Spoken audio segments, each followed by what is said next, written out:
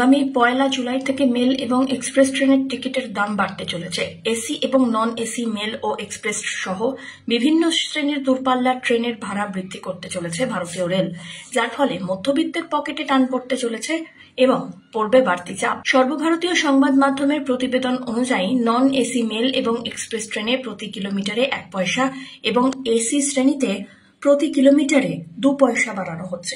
যদিও এই অঙ্ক শুনতে সামান্য লাগলেও দীর্ঘ দূরত্বের যাত্রায় ভাড়া অনেকটাই বেড়ে যাবে বলে অনুমান। তবে সাধারণ দ্বিতীয় শ্রেণীর যাত্রীদের জন্য কিছুটা স্বস্তির খবর। 500 কিলোমিটার পর্যন্ত যাত্রার ক্ষেত্রে কোনো ভাড়া বৃদ্ধি হচ্ছে না। তবে 500 কিলোমিটারের বেশি যাত্রার ক্ষেত্রে প্রতি কিমিতে 8 পয়সা অতিরিক্ত গুনতে হবে।